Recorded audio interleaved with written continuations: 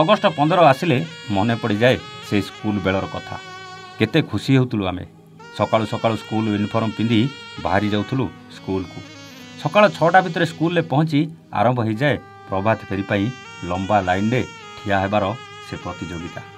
ପ୍ରଭାତ ଫେରିରେ ଗୀତ ଗାଇ ଗାଇ ଆମ ଲମ୍ବା ଲାଇନଟା ଆଗକୁ ଆଗକୁ ମାଡ଼ି ଚାଲେ। ଅଗଷ୍ଟ ମାସର ସେ ବର୍ଷା ଭିତରେ ବି ଟିକିଏ ବି ଖାତିର ନଥାଏ। ଡ୍ରମ୍ ବାଜାର ତାଳେ ତାଳେ ଚାଲିବା ବେଳେ ଓଃ କି ଖୁସି। ହାତରେ ଖଣ୍ଡେ ଖଣ୍ଡେ ପତାକା ଧରି ଛାତିକୁ ଚଉଡ଼ା କରି ଚାଲିବାର ମଜା କେତେ ନିଆରା ଥିଲା କହିଲେ। ପ୍ରଭାତ ଫେରିରେ ବୁଲି ବୁଲି ସ୍କୁଲ ଭିତରେ ପହଞ୍ଚି ସେଇ ଡ୍ରମ୍ ବାଜାରେ ଆମେ କରୁ ପ୍ୟାରେଡ୍। ବର୍ଷା ଦିନ ପାଇଁ ସ୍କୁଲ ପଡ଼ିଆଟା ଭିତରେ ସେ ଘାସ ଗୁଡ଼ା ଓଦା ହେଇ ଚପର ଚପର ହେଉଥାଏ। ଆଉ ସେ ଘୁଗୁରଛୁଆ ଗୁଡ଼ା ଗୋଡ଼ରେ ଲାଗି କୁଣ୍ଡେଇ ହେଉଥାଏ। ତଥାପି ସେସବୁକୁ ଟିକେ ବି ଖାତିର ନଥାଏ। ସବୁ ସରିଲା ପରେ ମୁଠେ ସେଉ ଆଉ ବୁନ୍ଦିଆ ସହିତ କିଛି ବିସ୍କୁଟ ଖାଇବାର ଯେଉଁ ମଜା, ସେ କଥା ମନେ ପଡ଼ିଲେ ଆଜି ପୁଣି ଥରେ ସେଇଠିକି ଫେରିଯିବାକୁ ଇଚ୍ଛା ହୁଏନି ଆଜ୍ଞା। ଏଇ ସ୍ୱାଧୀନତା ଦିବସକୁ ଆମେ କହୁ ଅଗଷ୍ଟ 15।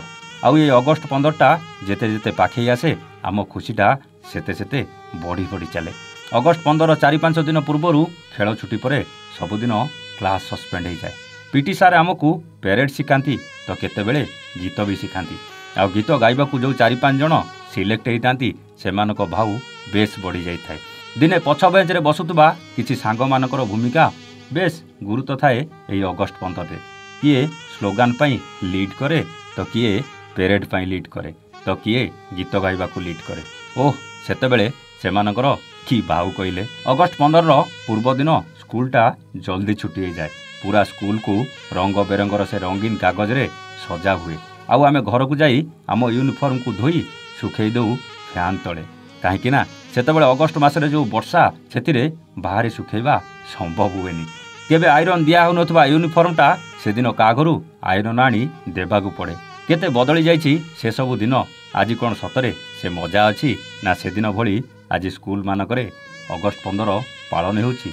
ଏବେ ସିନା ଆମେ ବଡ଼ ହୋଇଯାଇଛୁ, ସହରରେ ରହି ସେଇ ପିଲାଦିନର ସ୍ମୃତିକୁ ମନେ ପକାଇବା ଛଡ଼ା କ'ଣ ଆଉ କିଛି କରିପାରୁଛୁ?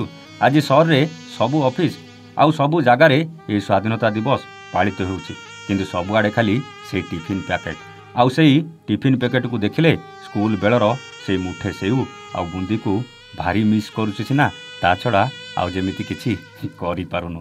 ସତ କହିଲେ ଆଜି କ'ଣ ସେଇ ପୁରୁଣା ଦିନର ଅଗଷ୍ଟ 15 ଅଛି ନା ଆଧୁନିକତାର ଚାକଚକ୍ୟରେ ସବୁକିଛି ବଦଳି ଯାଇଛି? ସ୍ୱାଧୀନତା ଦିବସ ତ ପାଳନ ହେଉଛି, ପତାକା ବି ଉତ୍ତୋଳନ ହେଉଛି, ହେଲେ ସେଦିନ ଆଉ ଆଜିର ଦିନ ଭିତରେ ଫରକ ଅଛି କି ନାହିଁ? ଆପଣ କ'ଣ ସତରେ ସେଦିନକୁ ମିସ୍ କରୁଛନ୍ତି? ତେବେ କମେଣ୍ଟ କରି ନିଶ୍ଚିତ ଜଣାଇବେ। ରହୁଛୁ, ନମସ୍ତେ, ଜୟ ଜଗନ୍ନାଥ।